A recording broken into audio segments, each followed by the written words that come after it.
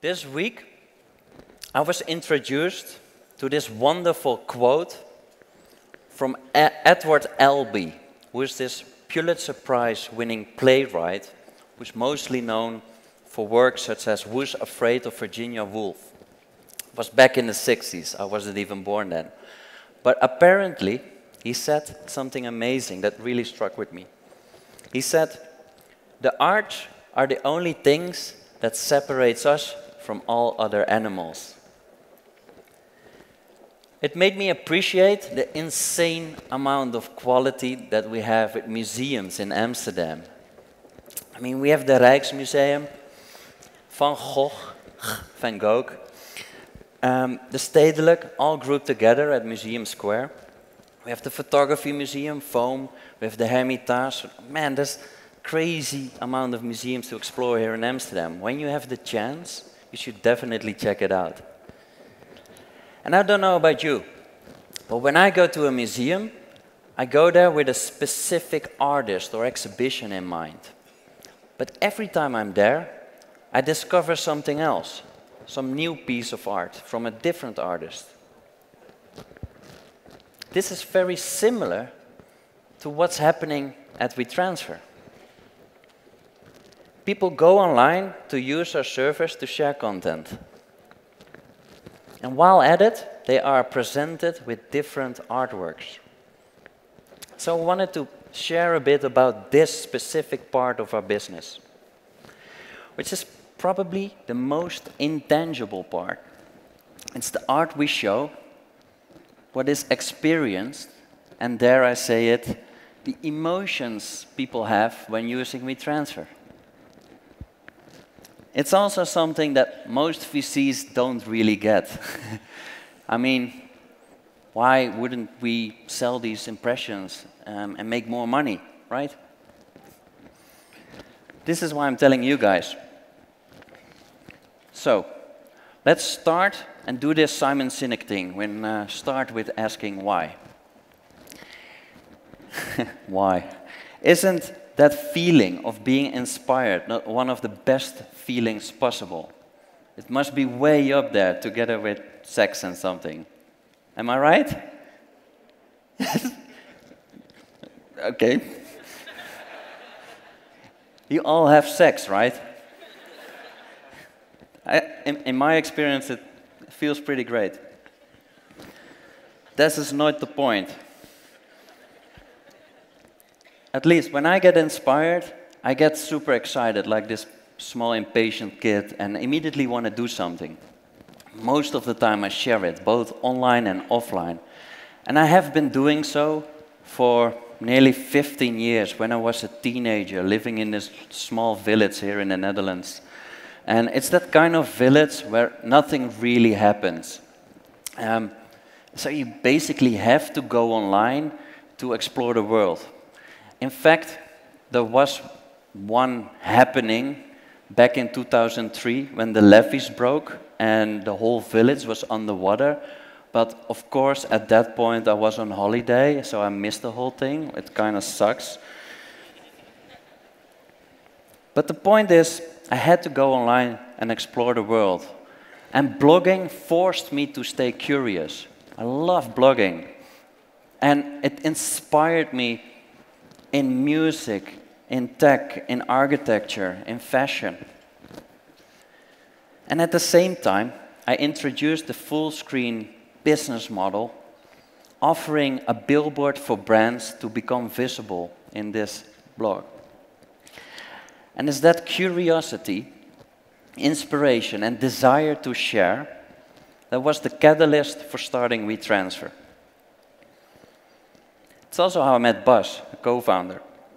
He had already started building this nifty tool that allowed people to send large files. We started this company, bringing that utility together with showcasing creative and commercial content, which became the DNA of WeTransfer. It's the yin and yang. It's together creating that ultimate harmony for the user experience. And going forward, it's still reflected in the product as it is today, and it will be in all the future product development. But to be really honest, we just wanted to build something better than You Send It. Remember You Send It? No. Okay. Well, at the time, it was one of the most used services to send large files, but we wanted to build something much more accessible and so simple to use that even our parents could understand how to use it.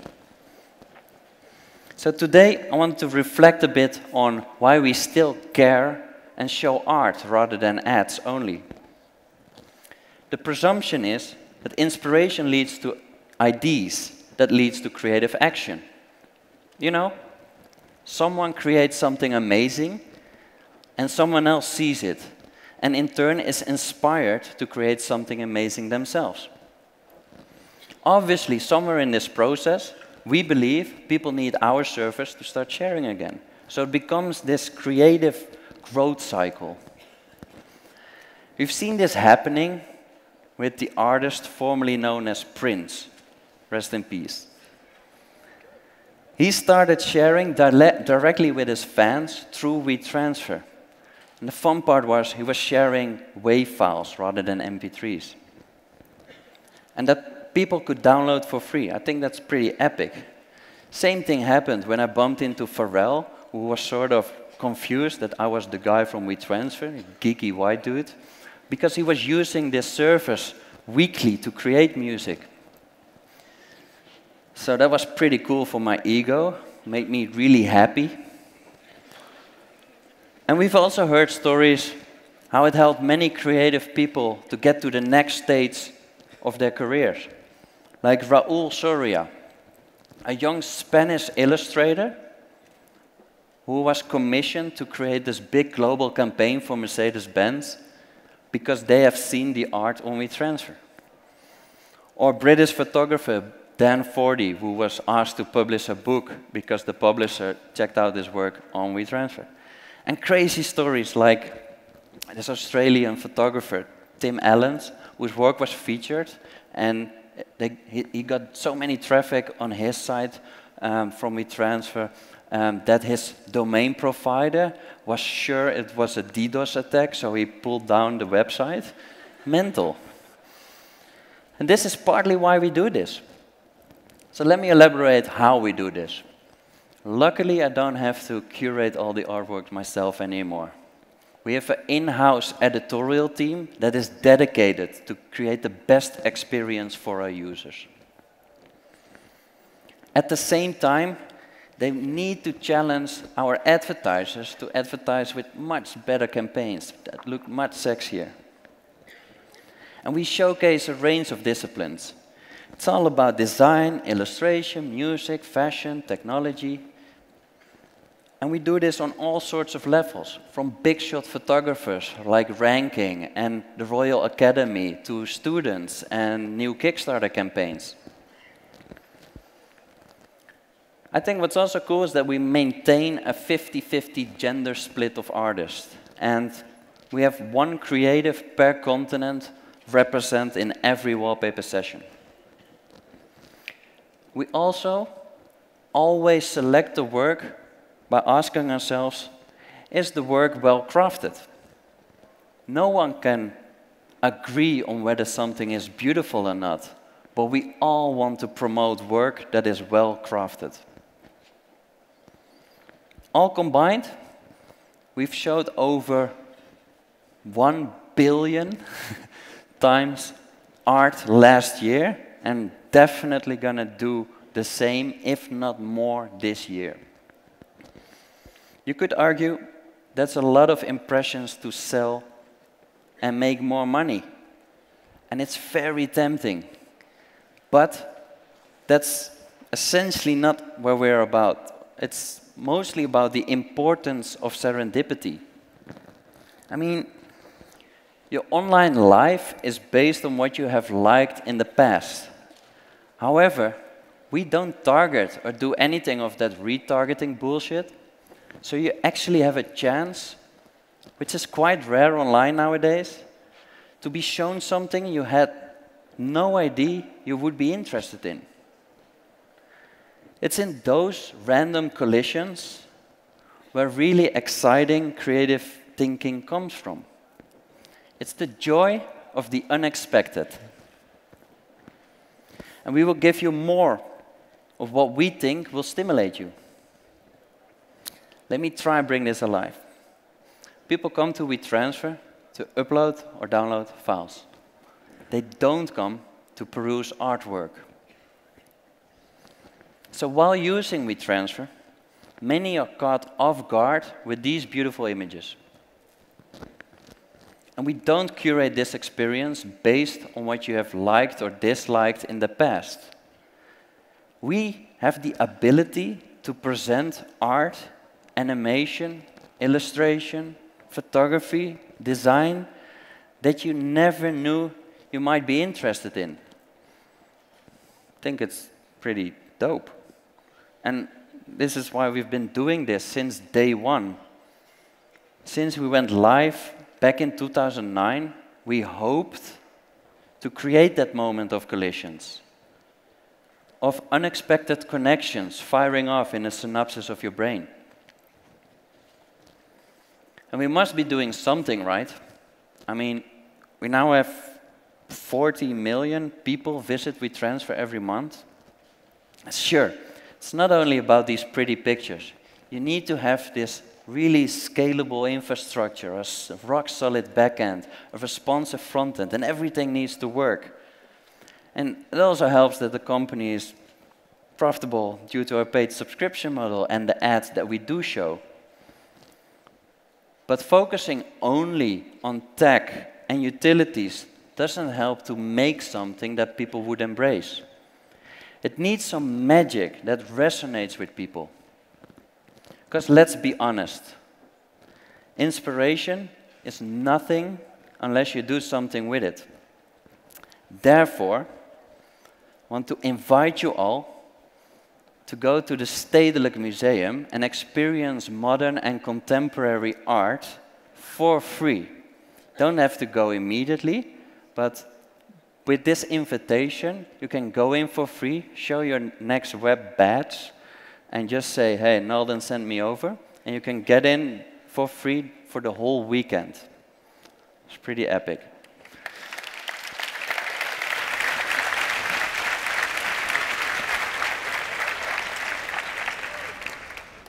So I would like to take this opportunity and turn this monologue to a dialogue. So if you have any questions, this is your time to sort of start asking, or you can tweet me. Shall we do this whole QA kind of thing, Emily? Yeah, let's. I'm not mic'd up, but yes, we definitely should. Hi, hello.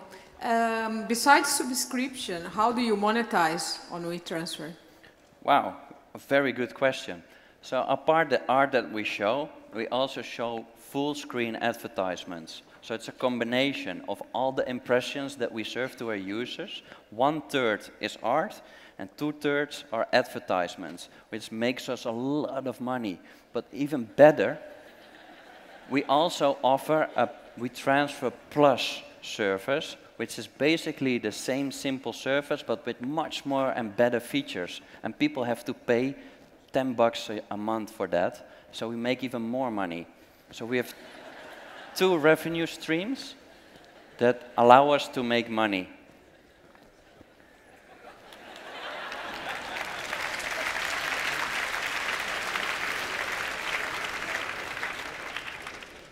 Hey Nalden. Wow, it's amazing suddenly hearing your voice. Wow, where are you? Room. Oh, there. Sorry. It's God calling. Yeah, so my question is, it's great that you promote art, but music's an art form as well. And I'm wondering, would you be open for promoting up-and-coming artists the same way you promote other artists? Totally. Like, I don't know if FKA Twigs is still counted as an upcoming artist, but we did a great collaboration with FKA Twigs. I think we have supported since day one so many artists and music releases. We just relaunched a collaboration with Samfa, a musician from the UK. So yeah, it's part of the whole creative editorial thing that is shown on WeTransfer. So, but thanks. yes, you should definitely talk to our editorial team. Nice. Any more questions from the crowd? Hands in the air, I'll run over. Nice. Don't be so shy. I have a question for you. Shit. So I know that you've just opened an office in Los Angeles. Can you tell me a little bit about that decision? Well, first of all, in Los Angeles, it's always sunny, so that's a good start. But it's also the heart of the creative community. I mean, we could have gone to New York, which is much more about Wall Street and the media business, or San Francisco, which is when we're competing with tech talent. But LA is about music, entertainment, and we want to be right at the heart of that business. So, which was mainly the reason to go to the US, apart from the fact that the US is incredibly important for us as a market, of course. Nice, good to know. Any other questions? Yeah, one of there. Okay, I'll go here and then there. Hi, thanks for your talk, very inspirational. I was wondering what other services or products inspire you at the moment right now? So there's this app, Tinder.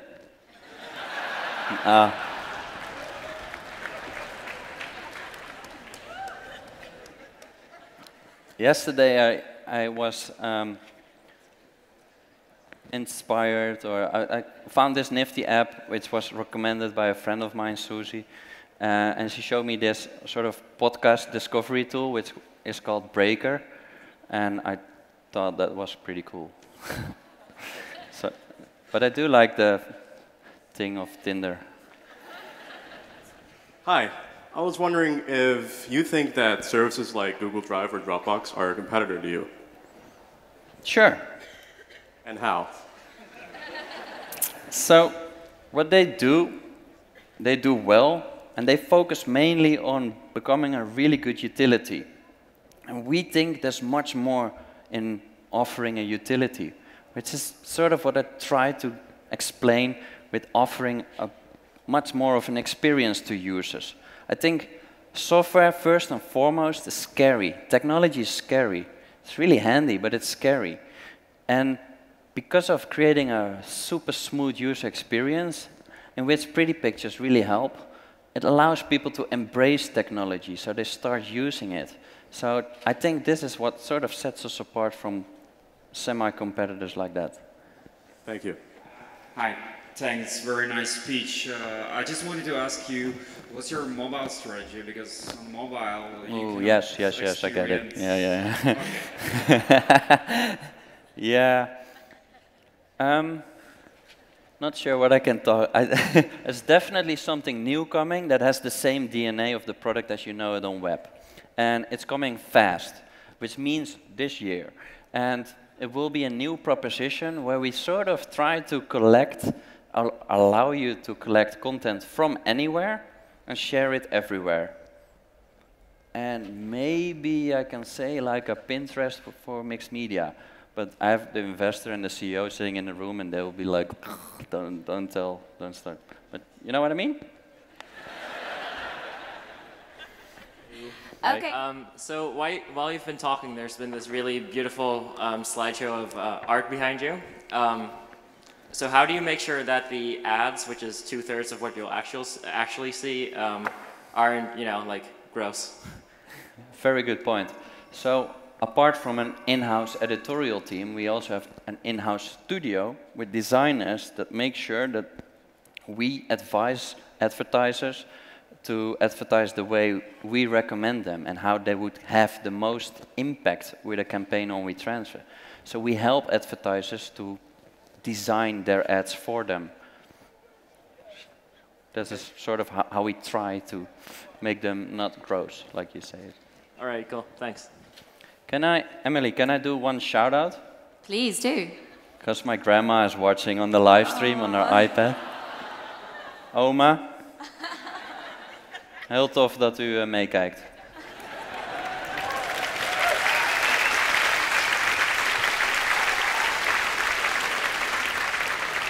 Okay, so my last question to you, I'm really eager to hear. What has been your biggest learning you've worked so incredibly and so hard. What's the biggest learning that you've got along this journey? So I think I made all the mistakes that you can make in a startup journey. But I think one of the biggest learnings is that people make the difference. I am blessed to work with the most talented people in my team, and everybody at WeTransfer inspires me to keep going. So I'm really fortunate to work with these amazing people. What a lovely answer for them to hear as well. Thank you very much, Nalden. It's been such a pleasure to have you here.